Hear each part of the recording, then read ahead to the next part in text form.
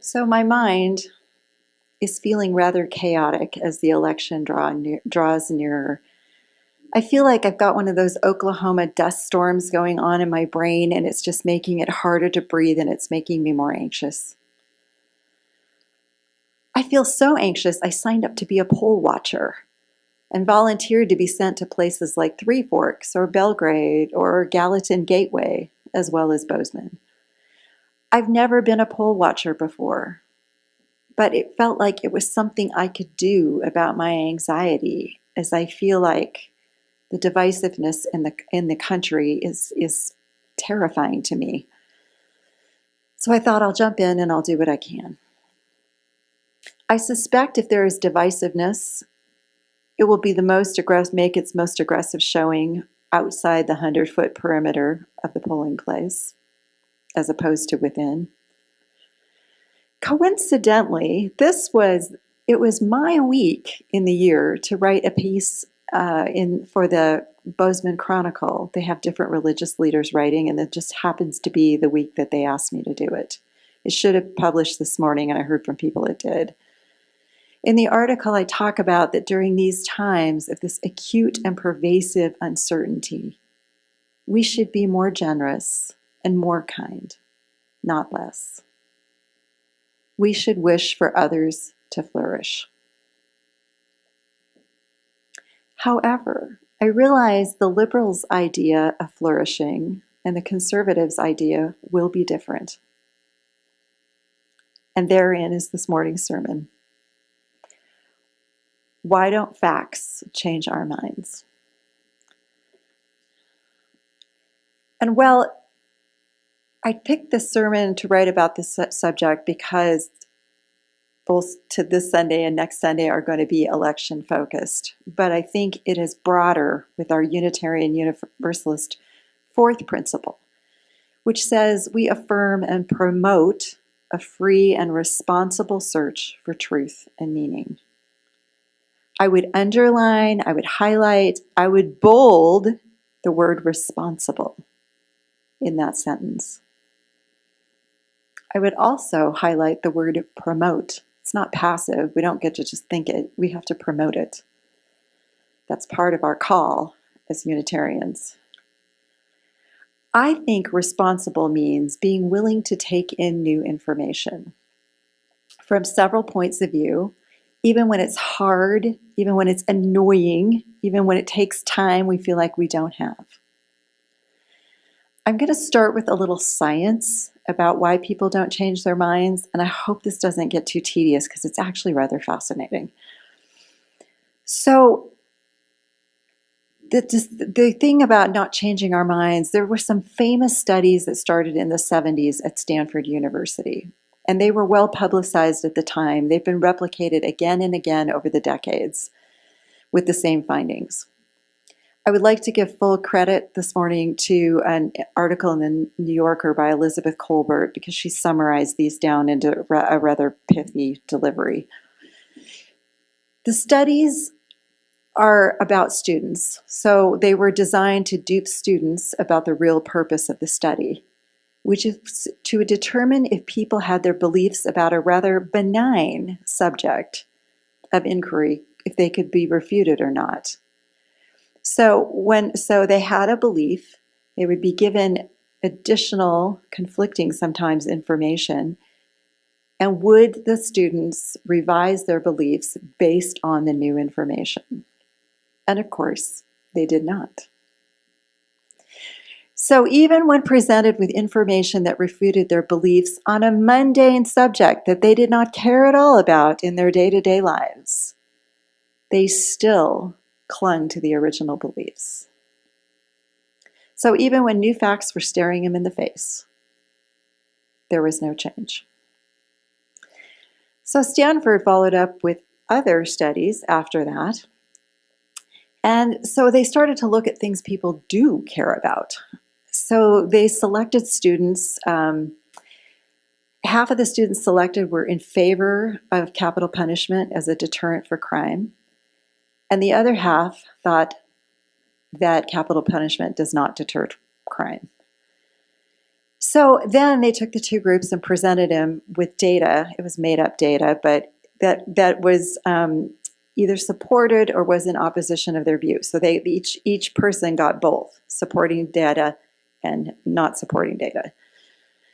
So then they looked at the two groups, and what happened was the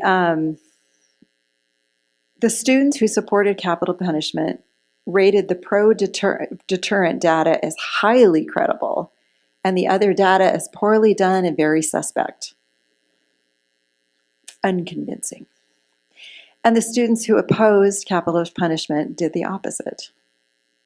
Again, the data that supported their point of view was great and well done, and if it was in opposition to their point of view, it was poorly done.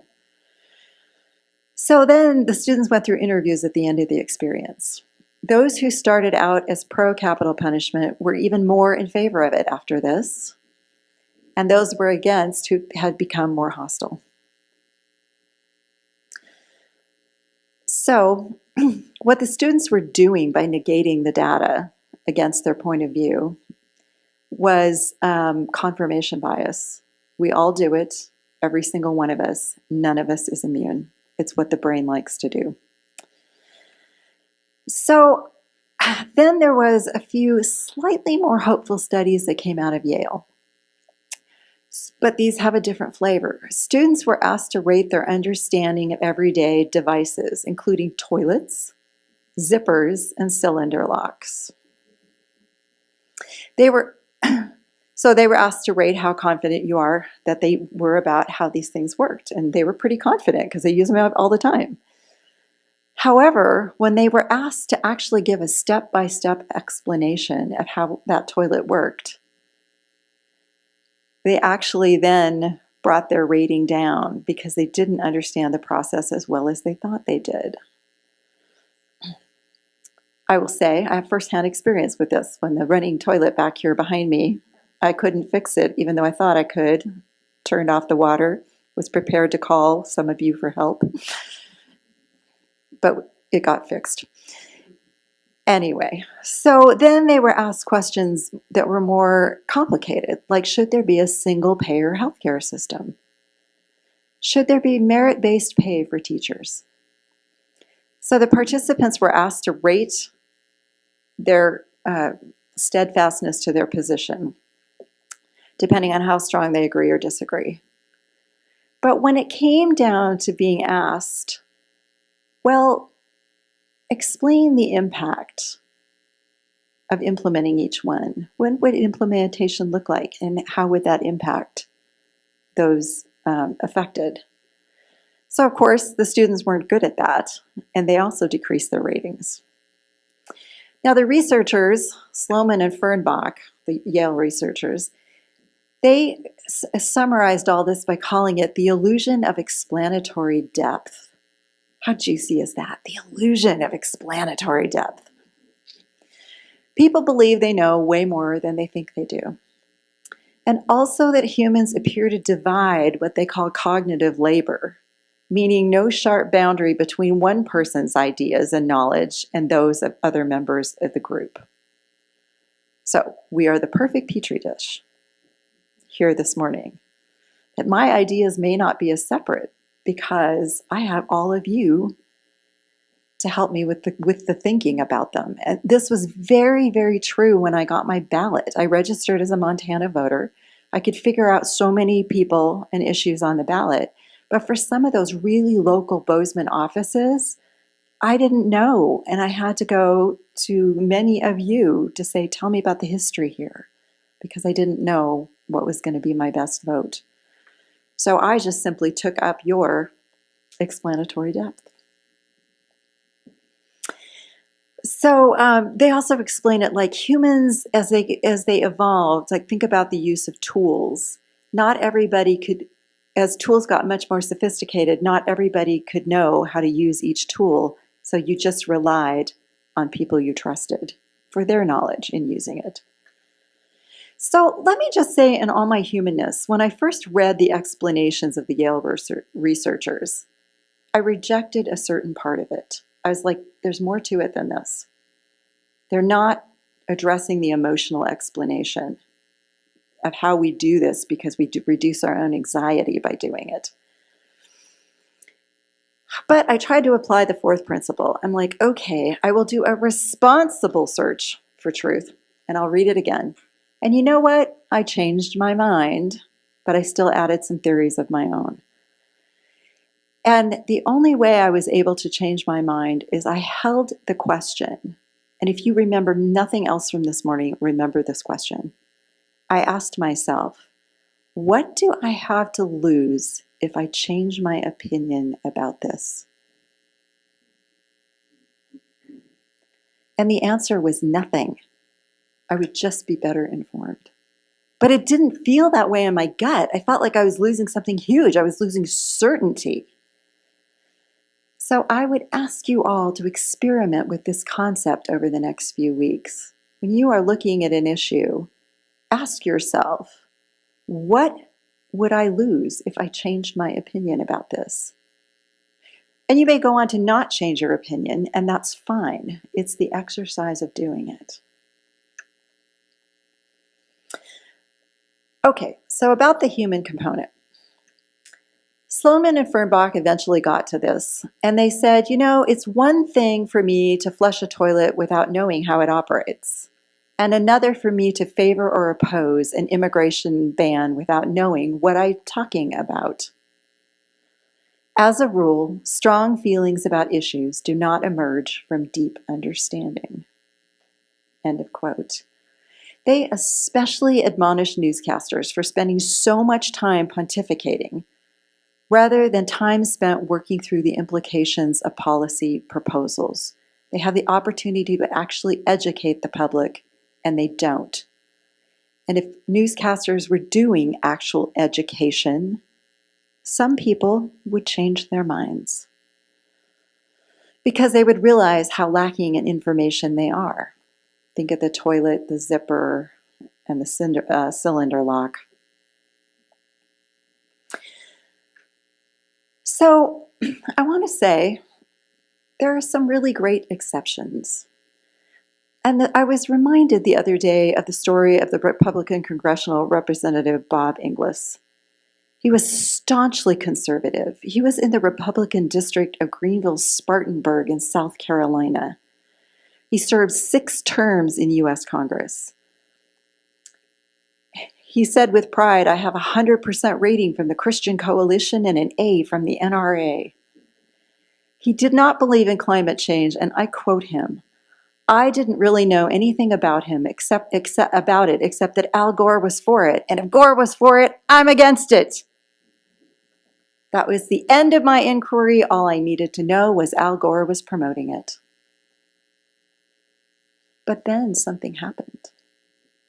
His son turned 18, and Bob Inglis says to his son, well, you're going to vote for me, aren't you? And his son says, Dad, I'll vote for you, but you've got to clean up your act on the environment. And I think what is implied in there is I might not vote for you next time. So Inglis started to actually look at information. He participated in congressional delegates visiting Antarctica, where they were extracting ice core samples and being educated about what the ice core samples meant. And he was able to see how climate change and global warming started around the time of the Industrial Revolution and went up exponentially. So then he followed up with the trip to the Great Barrier Reef, where he was also confronted with evidence of rapid climate change. He became a true believer. He believed it was caused by human action and that there should be a carbon tax. And he also began to talk about people live with lower property values and higher health costs and needs when they live near plants that are causing environmental damage to air and water and soil. Of course, when he tried to run for a 7th term, he didn't even make it past the primaries because the other Republicans threw him out. But this didn't stop him. He went on to run a nonprofit group that encourages especially young conservative voters to come to grips with climate change. So I think there were two things operating for Bob English. And the first one is the one I think we can tap into. Someone was talking to him, someone he cared about deeply, brought the issue, and talked about why it was compelling. His son talked about why it was such a compelling issue for him. There was an emotional appeal, and that allowed him to take in new information. I recently attended Montana's Interfaith Power and Light 6 sessions. It's a 6-session series on faith, climate, and science. And this year it's an intergenerational series. And there's a flyer posted on our little rolly cart over there. So it started last Sunday night. There's another one this Sunday night on Zoom. And I'm on the board of Montana Interfaith Power and Light. So I'm there, but I would encourage all of you to consider this as well. The past Sunday evening highlighted Grace, a young woman who's one of 16 plaintiffs in the suit of Held versus Montana. So she was under 18 when the lawsuit was filed. And the youth plaintiffs argue that climate change is the greatest threat to human rights in Montana due to Montana's coal, oil, and gas production. And they assert that they're guaranteed in Montana's Constitution the right to a clean and healthful environment and safety. There are 2 pro bono attorneys and 12 experts donating their time. The plaintiffs talk about how as children they have had increased anxiety over their childhood related to climate change and increased lung problems, especially asthma, due to wildfire smoke. And at the crux of the suit is the Montana state energy policy promoting increased utilization of coal reserves, oil and gas exploration, and technological innovation for oil recovery. So the suit seeks to hold the policy as unconstitutional. Now, Grace was 16 when the suit was followed. She's 19 now at college in a state that has a lot less wildfires, let me say.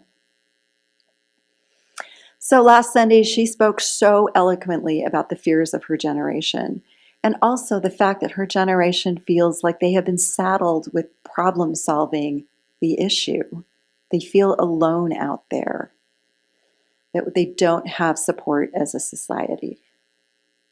She talked about the grief and loss they experience. She talked about how many young adults she knows are considering not having children because what would the future might look like. Grace also was strong in describing that climate change impacts disproportionately, with the young and the poor suffering the most. So I hope the voices of young people also can make a little dent in changing the minds of society when they can understand how lonely and scared our young people feel over this issue. So where do we go from here? This is part 1 of a 2-part series. As Unitarian Universalists, I think there are at least 2 tasks before us. Doing a better job of letting in new information and weighing it more realistically. And secondly, increasing our skills for impacting the opinions of others. I have been told by multiple people associated with Interfaith Power and Light that in most groups, people don't talk about climate change. So maybe that's our mission. We talk about it here, but we need to talk about it out there. And I think it's done with a rather softer approach because we know that facts are unlikely to change minds. However, stories can. The Interfaith Power and Light series, not tonight, but the next Sunday, is a tutorial on how to develop your story about climate change. And I think Bob English is the perfect example. He would have continued ad nauseum and in perpetuity to deny climate change. But the epiphany for him was someone he cared about, looking at why it mattered to his son. So I'm hoping Held versus Montana is going to generate some of that conversation. And as we try to do community education about climate change and engage in legislative efforts, the stories of those young people are incredibly powerful. And while it really feels like an uphill battle, because it is, it's not a totally impossible task. And when we consider what is at stake, what other choice do we really have? Amen.